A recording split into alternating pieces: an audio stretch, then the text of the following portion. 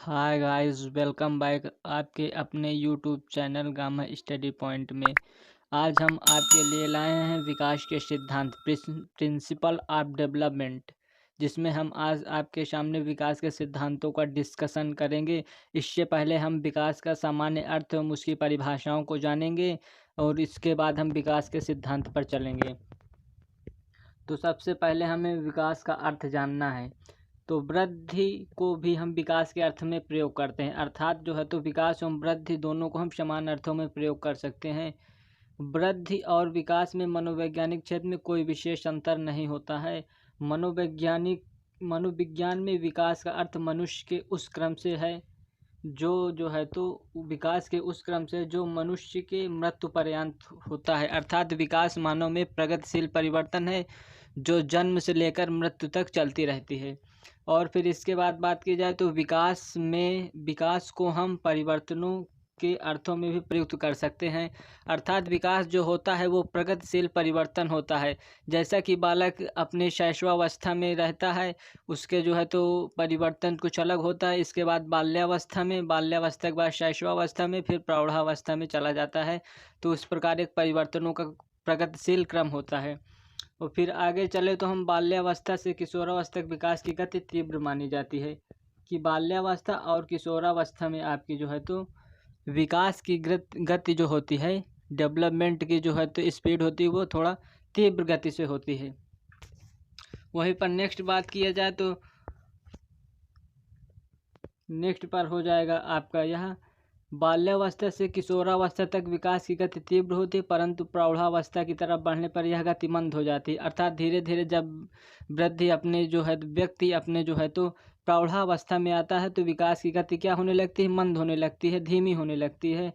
और फिर विकास के कारण ही एक मनुष्य, अर्थात जो विकास होता है, विकास के परिणाम स्वरूप ही एक मानव जो मनुष्य रहता है वह कभी शिशु के रूप में अर्थात शैशवावस्था में होता है तो उसे शिशु के रूप में जाना जाता है, और कभी बालक के रूप में अर्थात उसे जाना जाता है।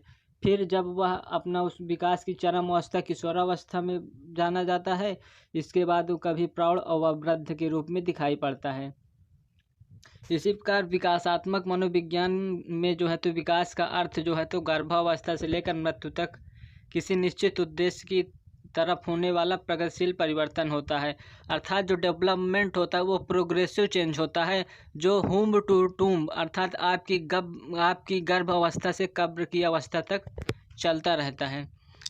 आई होप कि इतनी बात आपको समझ में आ गई रही होगी। इसके बाद हम नेक्स्ट पर चलेंगे तो हम देखेंगे विकास की परिभाषाएं डेफिनेशंस ऑफ डेवलपमेंट। तो विकास की परिभाषित करने में या फिर विकास की परिभाषाओं को देने में शिक्षाविदों में मनोवैज्ञानिकों ने और समाजशास्त्रियों ने अपनी महत्वपूर्ण भूमिका निभाई है। चलिए देखते हैं कि कौन कौन से मनोवैज्ञानिकों ने विकास को किस तरह अपने शब्दों में जो है तो व्यक्त किया है, उसे हम देखते हैं। तो इसके बाद हम बहुत ही महत्वपूर्ण परिभाषा हार्लॉक महोदय की है।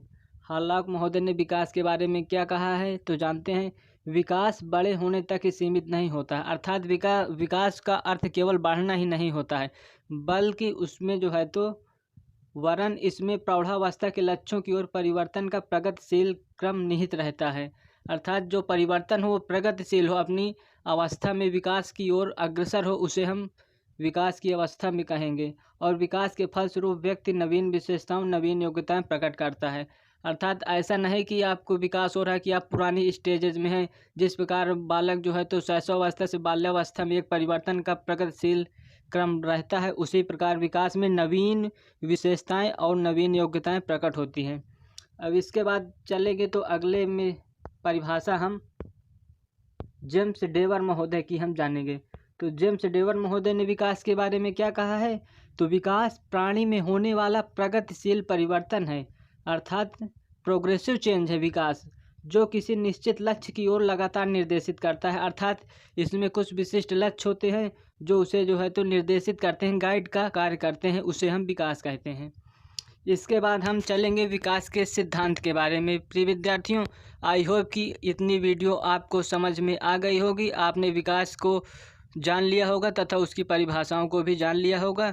और चैनल को अधिक से अधिक लोगों तक जो है तो सब्सक्राइब करें, जिससे कि सभी लोग इससे लाभान्वित हो सकें। अब हम नेक्स्ट में चल रहे हैं, विकास के सिद्धांत को देखेंगे कि विकास के सिद्धांत क्या हैं। तो हम प्रिंसिपल ऑफ डेवलपमेंट के बारे में हम आज जानेंगे। तो इसमें प्रिंसिपल ऑफ डेवलपमेंट में आपका पहला सिद्धांत हो जाएगा निरंतरता का सिद्धांत, प्रिंसिपल ऑफ कंटिन्यूअस प्रोसेस। जैसा कि हमने अभी पूर्व में ही देखा था कि विकास अनवरत चलने वाली प्रक्रिया होती है, जो बालक के गर्भ अवस्था से लेकर के कब्र तक चलती रहती है। इसलिए हम कह सकते हैं कि विकास जो है तो एक कंटिन्यूअस प्रोसेस है, नेवर एंडिंग है, लाइफ में चलता रहता है।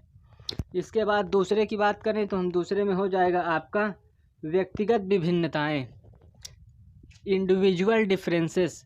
अर्थात प्रत्येक व्यक्ति जो इस संसार में रहता है, उनकी रुचि, आवश्यकता, बुद्धि, योग्यताएं आदि सब अलग अलग होती हैं। इसका कारण व्यक्तिगत विभिन्नताएं होता है। यही कारण होता है कि कोई बालक जो है तो जल्दी चलना सीख जाता है, एक महीने में, एक साल में। कोई बालक जो है तो 1.5 साल में लग जाते उसे सीखने के, चलने के लिए। इसी प्रकार जो है तो विकास में व्यक्तिगत विभिन्नताएं पाई जाती हैं। और तीसरा सिद्धांत आपका हो जाएगा परिमार्जितता का सिद्धांत, मॉडिफिकेशन। अर्थात विकास जो है तो उसे परिवर्तित करके जो है तो बालक को वांछित लक्ष्य प्राप्त किया जा सकता है, उसमें परिवर्तन किया जा सकता है। इससे हम कहेंगे विकास का परिमार्जितता का सिद्धांत। इसके बाद हम अगले सिद्धांत पर चलेंगे तो समान प्रतिमान का सिद्धांत, यूनिफॉर्म पैटर्न। अर्थात यूनिफॉर्म पैटर्न में हम यह विकास का सिद्धांत जो है तो सभी के लिए समान होता है, अर्थात सभी बालकों के लिए यह समान होता है। जैसे कि हम अगर कोई बालक भारत में है, वो पहले चलना सीखेगा, इसके बाद धीरे धीरे दौड़ना सीखेगा, फिर इसके बाद अन्य कार्य करेगा। तो यह क्रम जो है तो विश्व के चाहे हम जिस भी कोने में चले जाएं, उस कोने में सबसे पहले बालक चलना सीखेगा, इसके बाद में दौड़ना सीखेगा, इसके बाद खेलना, अन्य क्रियाएं सीखेगा। तो यही क्रम है कि जो है तो विकास का समान प्रतिमान का सिद्धांत होगा। हम चाहे जिस भी देश में चले जाएं, यह सब उसी के अनुसार फॉलो होगा। और इसके बाद हम अगले सिद्धांत पर चले तो अगला सिद्धांत हो जाएगा आपका प्रिंसिपल ऑफ इंटीग्रेशन, समन्वय का सिद्धांत। जैसा कि हमने इस डायग्राम के माध्यम से बताया हुआ कि कैसे विकास के सभी जो है तो सिद्धांत एक दूसरे से कोरिलेट है। तो इसी प्रकार हम समन्वय के सिद्धांत में जानेंगे कि बालक का जो है तो सभी जो है तो कार्य जो है तो ये अंग एक समन्वय की तरह कार्य करता है। पहले बालक किसी वस्तु को जो है तो पकड़ने के लिए संपूर्ण शरीर से मूव करता है, इसके बाद जो है तो अपने हाथों को बढ़ाता है। धीरे धीरे जब वह समन्वय स्थापित कर लेता है तो केवल हाथों से ही वस्तु को पकड़ लेता है। और जो पहले जब उसे समन्वय करता है तो पूरे शरीर के साथ मूव करता है। तो यही है विकास का समन्वय का सिद्धांत। आई होप कि आप समझ गए होंगे।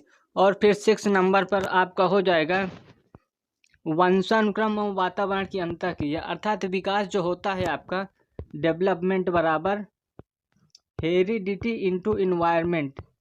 विकास जो होता है आपका वंशानुक्रम और जो है तो वातावरण का परिणाम होता है। और हेरिडिटी आपकी फिक्स होती है, जो आपके पूर्वज से होती है, और इन्वायरमेंट आपका गतिशील होता है। जैसे आप जहाँ के इन्वायरमेंट में रहेंगे, जिस प्रकार के समाज संस्कृति में रहेंगे, उसी को सीखेंगे। तो यही जो है तो आपका डेवलपमेंट का सिद्धांत कहता है हेरिडिटी इनटू इन्वायरमेंट। आपके जो है तो वंशानुक्रम से कहाँ क्या क्या चीज़ें जीन प्राप्त हुए हैं, और इसके बाद जो है तो आपकी जो है तो वातावरण में क्या क्या मिला है, कैसा वातावरण है, वैसा ही आपका विकास होगा। इसके बाद अंतिम आपका 6 नंबर है विकास का चक्राकार सिद्धांत, स्पाइरल वर्सेस लीनियर्स। तो विकास का जो है तो चक्र होता है वो सीधा नहीं होता, लीनियर सीधी रेखा में नहीं होता कि आप जंप मार करके पीछे चले जाएं, आप शैशव बाल्यावस्था से शैशवावस्था में चले जाएं, ऐसा बिल्कुल नहीं है। विकास का जो है तो सिद्धांत होता है वो स्पाइरल होता है, ऐसे करके वर्तुलाकार कह सकते हैं हम।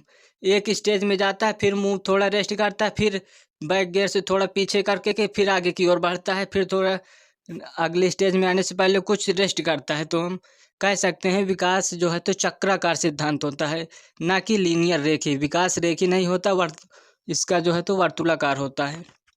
वहीं पर हम आगे बात करें तो आगे में आपका हो जाएगा विकास की दिशा, डेवलपमेंट की डायरेक्शन क्या क्या होती हैं। तो हम देखते हैं आगे अब विकास की दिशा।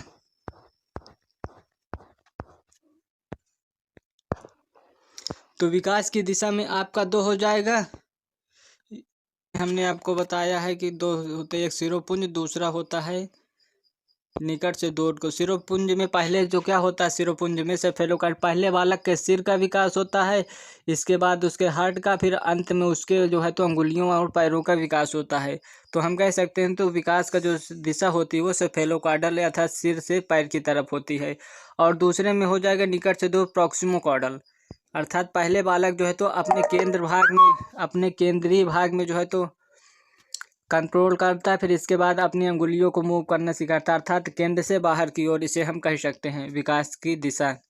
तो आई होप कि वीडियो आपको ये विकास के सिद्धांत की समझ में आ गई होगी। यदि वीडियो अच्छी लगी हो, इन्फॉर्मेटिव लगी हो, तो अपने सभी मित्रों तथा दोस्तों के साथ शेयर करें और लाइक करें, चैनल को सब्सक्राइब करें, जिससे कि आपको समय समय पर नोटिफिकेशन मिलता रहे।